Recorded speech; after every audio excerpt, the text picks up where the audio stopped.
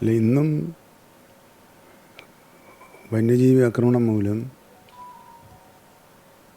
പാനൂരിനടുത്ത് വള്ളിയായിൽ ശ്രീധരൻ എന്നു പേരുള്ള ഒരാൾ കൊല്ലപ്പെട്ടതായി വിവരം ലഭിച്ചിട്ടുണ്ട്. അതിൻ്റെ മറ്റ് വിശദാംശങ്ങൾ ലഭ്യമായിട്ടില്ല. ഈ പ്രദേശം സാധാരണ വന്യജീവി ശല്യം സ്ഥിരമായി ഉണ്ടാകുന്നൊരു സ്ഥലമല്ല. അതുകൊണ്ട് മുൻകരുതലുകൾ ഉണ്ടായിട്ടുണ്ടാവില്ല. പിന്നെ ഇതെവിടുന്നാണ് സംഭവിച്ചത്, എപ്പോഴാണ് സംഭവിച്ചതിനെ സംബന്ധിച്ച് കൃത്യമായ വിവരവും ലഭിച്ചു വരുന്നേ ഉള്ളൂ. അങ്ങനെ ലഭിക്കുന്ന മുറക്ക് മറ്റ് നടപടികൾ അവിടെ സ്വീകരിക്കും. മറ്റൊന്ന്, കാട്ടുപന്നികളെ വെടിവെച്ച് കൊല്ലാൻ പഞ്ചായത്തുകൾക്ക് അധികാരം നൽകിയിട്ടുണ്ട്. അപ്പോൾ കാട്ടുപന്നിയുടെ സാന്നിധ്യം ഉണ്ടെങ്കിൽ അവർക്കത് ചെയ്യാൻ കഴിയുമായിരുന്നു. അവർക്കത് ഫോറസ്റ്റ് അധികൃതരെ അറിയിക്കാമായിരുന്നു. അത് അറിയിച്ചിട്ടുണ്ടോ ഇല്ല, ഇതെല്ലാം ലഭിച്ചുകൊണ്ടേയിരിക്കുമല്ല. ഈ ഘട്ടത്തിൽ അത് ദുഃഖകരമായൊരു സംഭവമാണ്. അവർക്കുള്ള മറ്റെല്ലാ നിയമപരമായ സഹായവും ചെയ്യുന്ന ഈ ഘട്ടത്തിൽ പറയാനുള്ളൂ. പിന്നെ ഉദ്യോഗസ്ഥന്മാരുടെ ഭാഗത്ത് വീഴ്ചയുണ്ടോ തുടങ്ങിയ കാര്യങ്ങളൊക്കെ റിപ്പോർട്ട് ലഭ്യമായതിന് ശേഷം പറയാം. ഇപ്പം പോയി അവിടെ സ്ഥലത്ത് ഓൺ ദ സ്പോട്ട് സ്റ്റഡി നടത്താൻ പറഞ്ഞിട്ടുണ്ട്. അല്ല, ഇപ്പം നമ്മൾ നിർദ്ദേശം കൊടുക്കുന്ന നേരെ CCF-നാണ്. ഉത്തരമേഖല ചീഫ് കൺസർവേറ്റർ ഓഫ് ഫോറസ്റ്റ് ദീപക്കാണ് നിർദ്ദേശം കൊടുത്തിട്ടുള്ളത്. പിന്നെ ജില്ലാ കളക്ടറോടും അതൊന്ന് അന്വേഷിക്കാൻ വേണ്ടി പറഞ്ഞിട്ടുണ്ട്. കാടല്ല, കൃഷിയിടമാണ്. വന്യമൃഗങ്ങൾ ഇങ്ങനെ ഇറങ്ങി വരുന്നത് തടയാൻ ഒരു നടപടി സ്വീകരിക്കാൻ പറ്റുന്നില്ല. അല്ല, അതല്ല, വന്യജീവികൾ സാധാരണ സാന്നിധ്യം ഉണ്ടാകാനിടയിലൊരു സ്ഥലമല്ല. ഇതുവരെ അങ്ങനെ ഒരു അനിഷ്ട സംഭവം, ശ്രദ്ധേയമായൊരു സംഭവമൊന്നും ഉണ്ടാകാത്തൊരു ശാന്തമായ സ്ഥലമാണ്.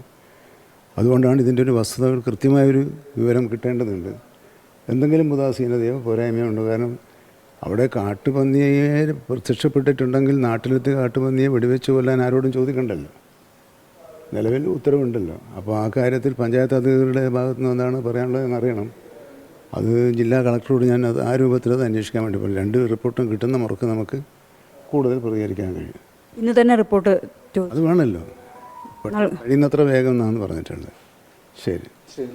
ഈ ഒടുവിലത്തേത് പന്നിയാണ്, ആനയുടെയൊക്കെ ശല്യം ഉണ്ടല്ലോ, അതെല്ലാം പരിഹരിക്കുന്നതിന് അടിയന്തര യോഗമൊക്കെ ചേർന്നു. അത് പിന്നീട് എന്തെങ്കിലും നടപടി? അടിയന്തര യോഗം ചേർന്ന് നടപടികൾ സ്വീകരിച്ചു വരില്ല. അടിയന്തര യോഗം മെഞ്ഞാന്ന് 27-ാം തീയതി ബഹുമാനപ്പെട്ട മുഖ്യമന്ത്രി വിളിച്ചുകൂട്ടി ചില പ്രോഗ്രാം തയ്യാറാക്കി അതിനുള്ള എല്ലാ നടപടികളും സ്വീകരിക്കാൻ തീരുമാനിക്കുകയും ചീഫ് സെക്രട്ടറി തന്നെ മോണിറ്റർ ചെയ്യണമെന്ന് തീരുമാനിക്കുകയും ചെയ്തിട്ടുണ്ട്. പ്രതിഷേധത്തിനുള്ള സാധ്യത അവിടെയുണ്ട്. അല്ല, അതെനിക്കറിയില്ല. കാരണം അതാണ് അവിടുത്തെ ഒരു സാഹചര്യം.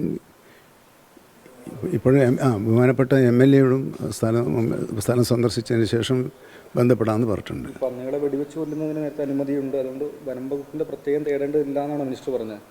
അല്ല, അവിടെ അങ്ങനെ ഒരു സഹായം ആവശ്യമുണ്ടോ ഇല്ല എന്നുള്ള കാര്യം ഇതൊരു പ്രശ്നബാധിത പ്രദേശമായി ശ്രദ്ധയപ്പെട്ടിട്ടില്ലല്ലോ. പ്രശ്നബാധിത പ്രദേശമായി ശ്രദ്ധയപ്പെട്ടതാണ് നമ്മൾ ഹോട്ട്സ്പോട്ടുകൾ നിശ്ചയിച്ച് ആ ഹോട്ട്സ്പോട്ടുകളിൽ പ്രത്യേക പരിശോധനയും കാര്യം. ഇപ്പോൾ ആറളത്ത് കഴിഞ്ഞ 3 ദിവസമായി ഓപ്പറേഷൻ നടക്കുകയല്ലേ. പകുതിയിലധികം ആനകളെ പുറത്ത് കൊണ്ടുപോയി എന്നാണ് പറയുന്നത്. എന്നാലും അവിടെ ബാക്കിയുണ്ടെന്നാണ് ഇന്നത്തെ വാർത്തകളതാണല്ലോ കാണിക്കുന്നത്. അപ്പോൾ അവിടെ ശ്രമങ്ങൾ നടന്നുകൊണ്ടിരിക്കുന്നുണ്ട്. ഇവിടെയും അങ്ങനെ ഒരു പ്രദേശമല്ല ഇത്.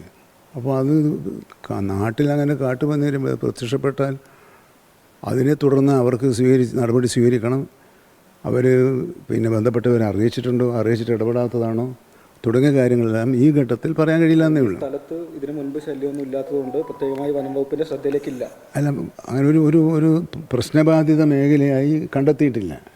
അതുകൊണ്ട് മറ്റു സ്ഥലങ്ങളിൽ ശ്രദ്ധിക്കുന്നത് പോലെ അങ്ങനെ വരുമ്പോൾ നമ്മൾ കാട്ടിലെ ഓരോ ഇഞ്ചും നമ്മൾ അങ്ങനെ ഉണ്ടല്ലോ, നമ്മൾ ഏതാണ്ട് സാധ്യതയുള്ള സ്ഥലം ഇതുവരെയുള്ള അനുഭവങ്ങൾ വെച്ചിട്ട് ഇതൊക്കെ പരിശോധിച്ചാണ്. വകുപ്പിൻ്റെ ഹോട്ട്സ്പോട്ടിൽ ഇത് ഉണ്ടായിരുന്നില്ല. ഇല്ല.